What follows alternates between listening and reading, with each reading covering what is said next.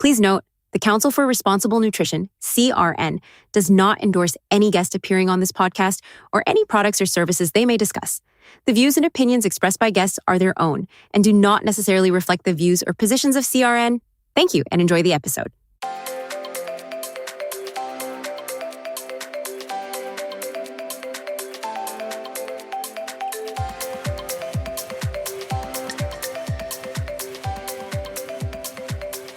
You are listening to Supplement Source, the official podcast of the Council for Responsible Nutrition.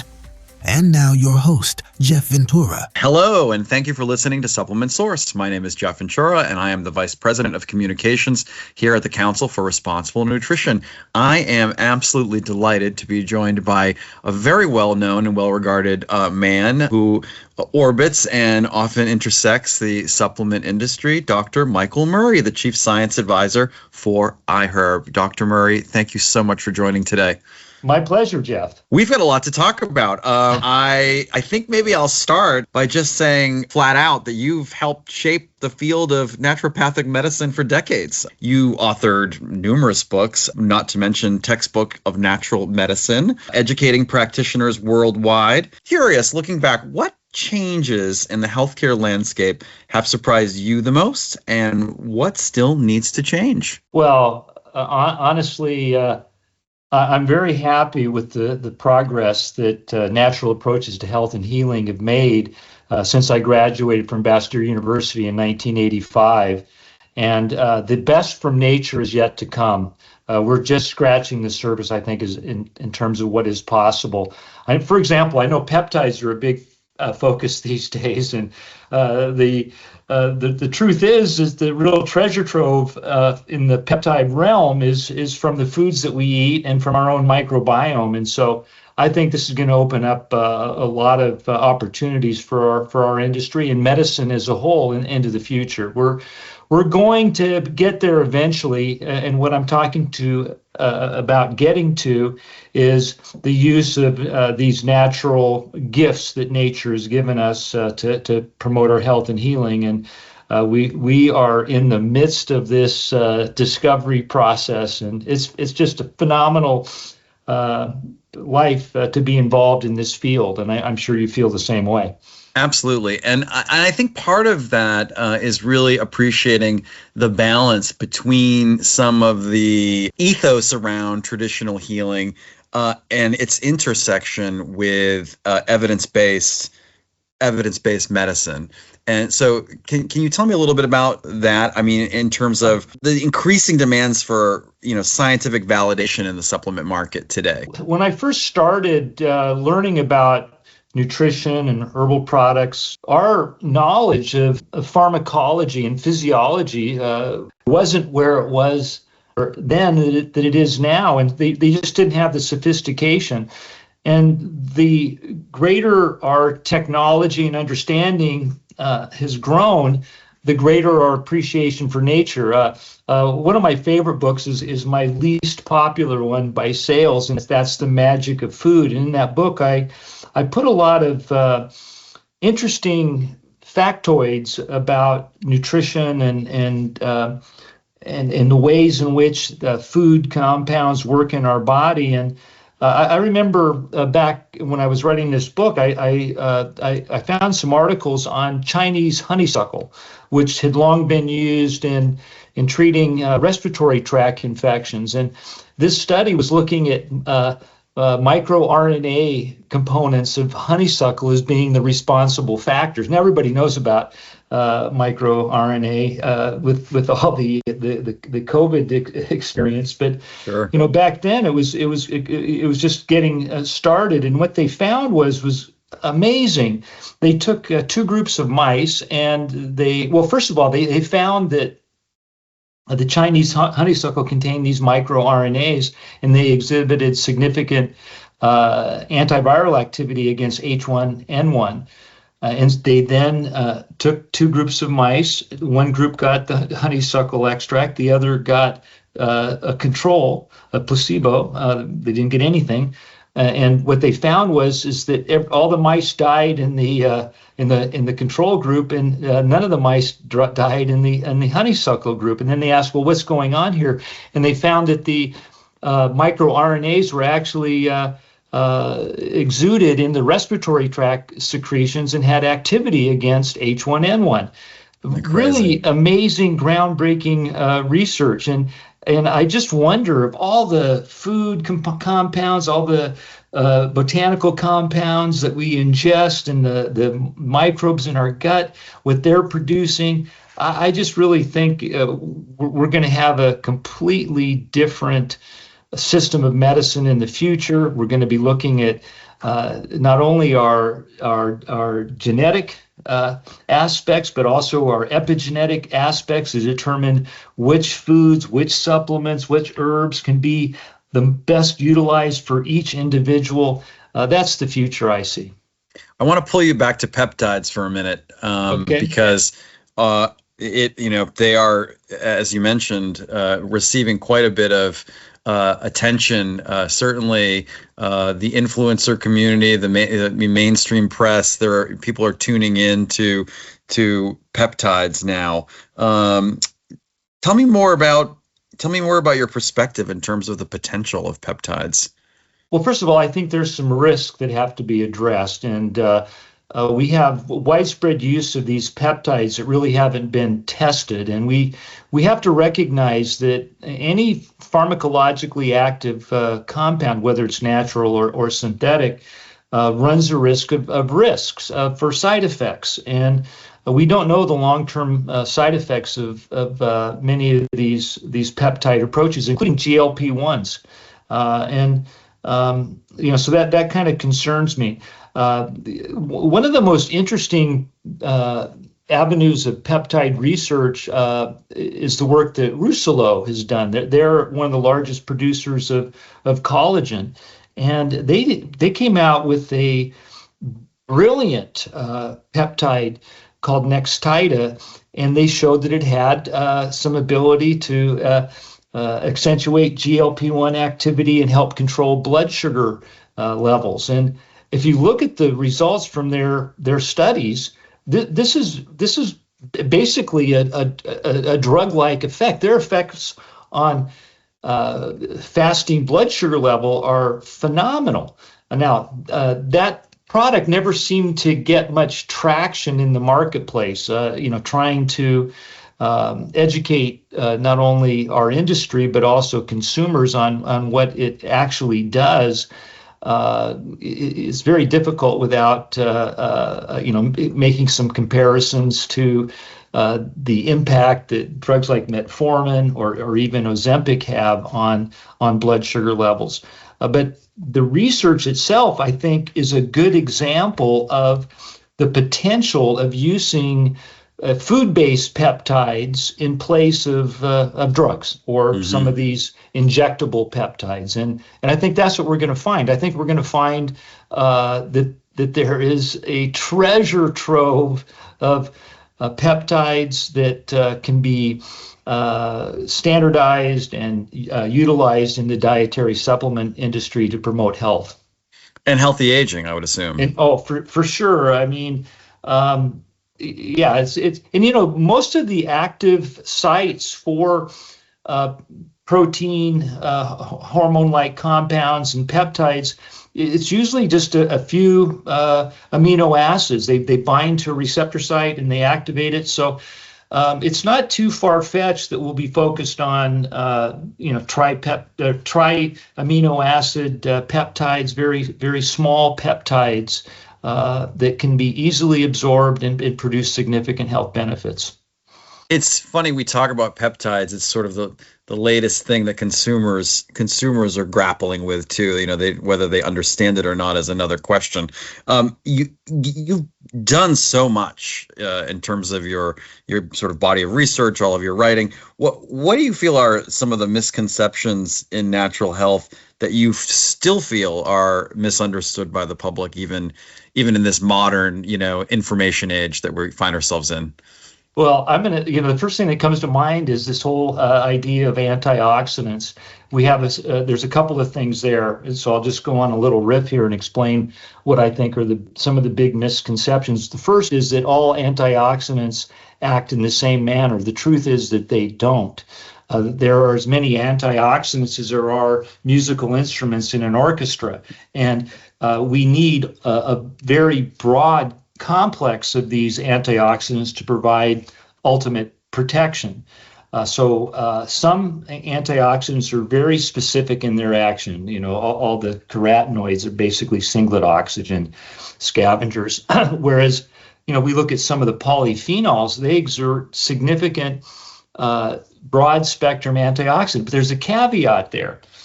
Those in vitro studies mean nothing because we cannot achieve the same concentration in our body that they can in some of these in vitro antioxidant studies. And that's okay because these are different. I'm a big fan of polyphenols. And one thing that people don't understand is that these compounds, when they're circulating in our body, they're not circulating in a free form. These are highly pharmacologically active compounds. So nature has built in a safeguard. These compounds circulate either bound to glucuronic acid or sulfur molecules. The reason is they are only activated and released at sites of need. And I think that's brilliant. I think that's beautiful, and that's really magical. And that's one of the reasons why I came up with this title, The Magic of Food, because Sir Arthur Clarke said it well. Any sufficiently advanced technology is indistinguishable from magic. And the greatest technology in the universe is nature. So nature is built in a way for these significantly pharmacologically active compounds to circulate in our bodies in inactive form. So they showed back in, I think it was 2004, quite convincingly that, for example, when mitochondria get damaged, they start causing the release of glucuronidase. This is an enzyme that breaks that bond between flavonoid like quercetin and the glucuronide. So it breaks that. We absorb into the cell the flavonoid, and this is where the true magic occurs. It's not that it's so much of a direct antioxidant, but it increases our own production of antioxidants, and that's the real magic. So it's all these downstream actions on genetic expression and our own production of beneficial compounds and inhibition of pro-inflammatory compounds. It's a beautiful dance. We're very lucky to have this safeguard. And the bottom line is that our health is improved by flooding our bodies with these beneficial compounds. They're very safe, and when our body needs them, they're there to be utilized. I'm 68 years old. I've been at this a long time.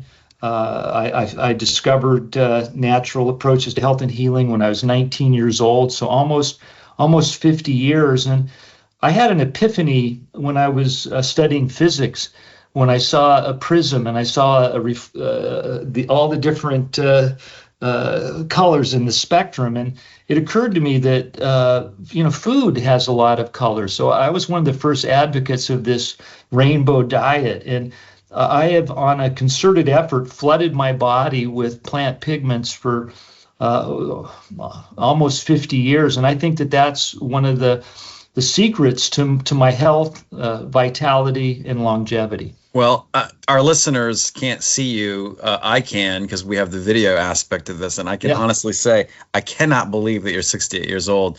And I want you to email me exactly whatever you're taking. Yeah.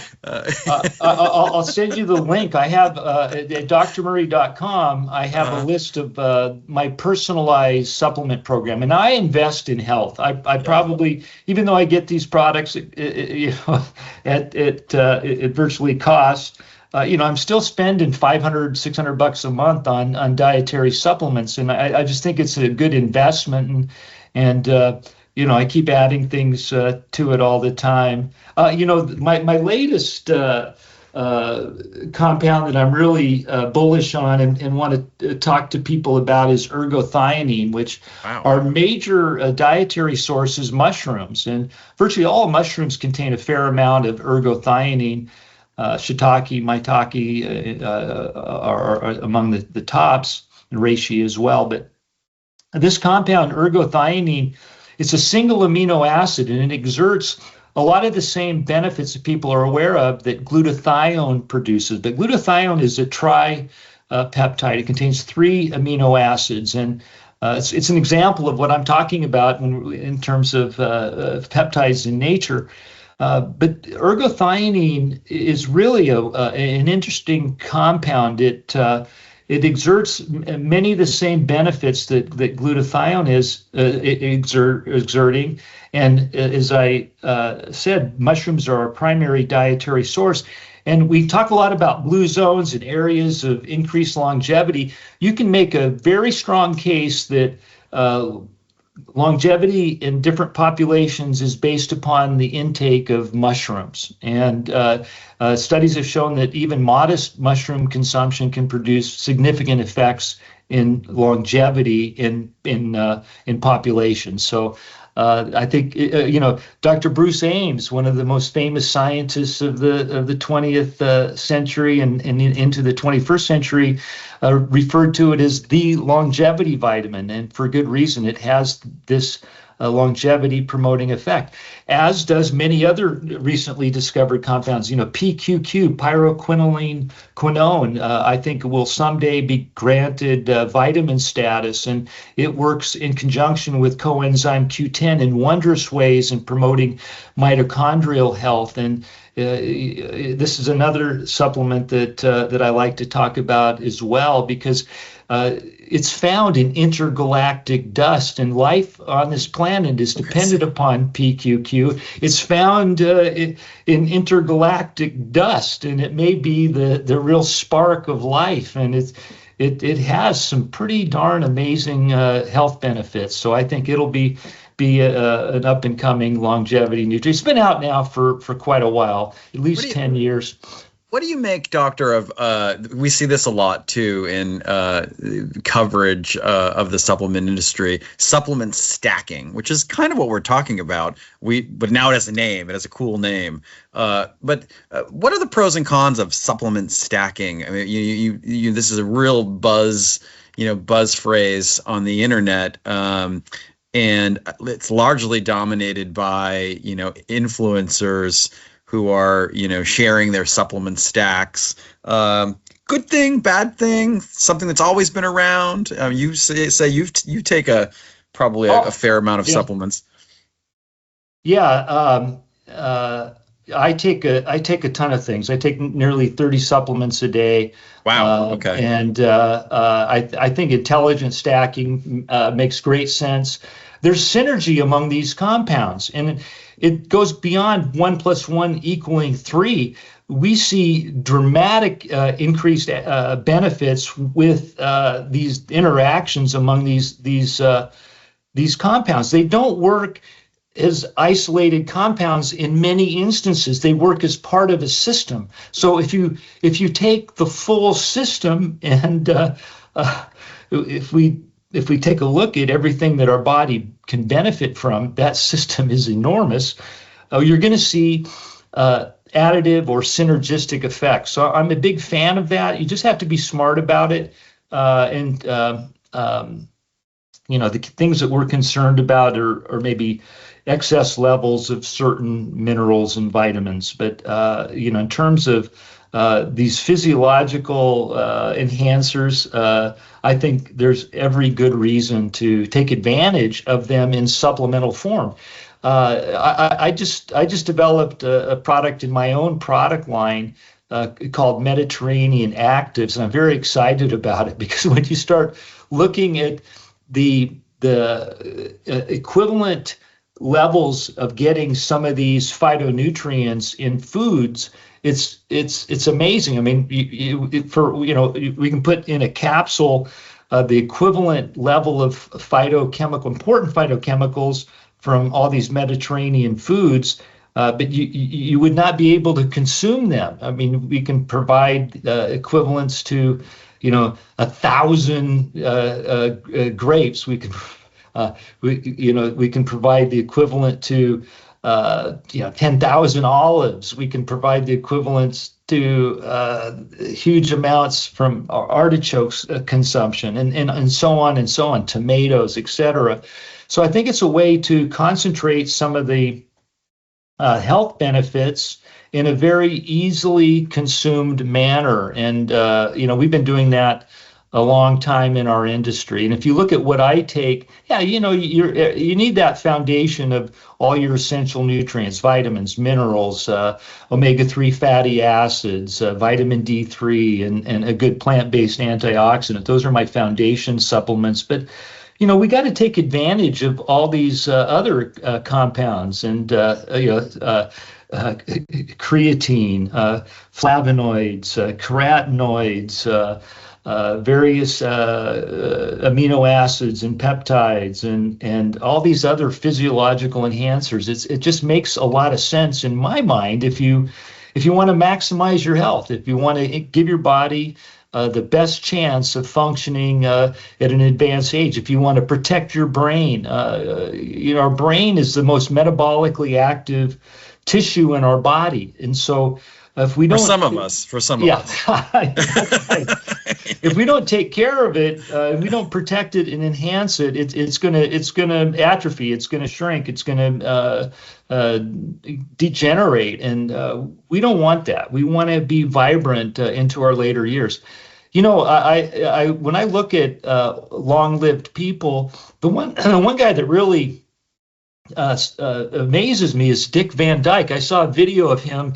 He had his 100th birthday a few months ago, and he's out there dancing. It's just amazing. He's still a great dancer. He's fluid. He's got flexibility. He's got rhythm. And he's laughing. And I think we can all learn a lot from that man. And we need to know what his supplement stack is. Well, I think a big part of that is laughter. I think, laughter is the best medicine. And that's the thing. I mean, supplements are important, but they are just that. They're designed to be used to support a healthy lifestyle, getting enough sleep, exercising, meditating, all the good stuff, and avoiding the bad lifestyle factors.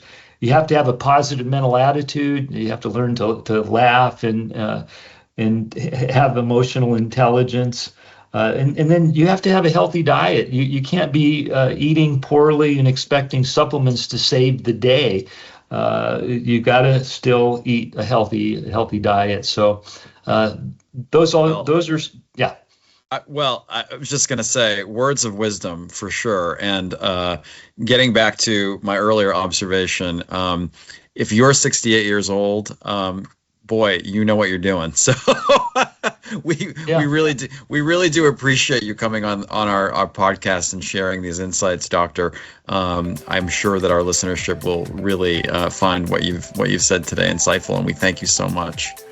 Well, thank you, and I want to encourage anyone in our industry to reach out to me if they have a question. I'm very magnanimous and gracious with my time and expertise. We're part of a movement that's really important, and we're all on the same team.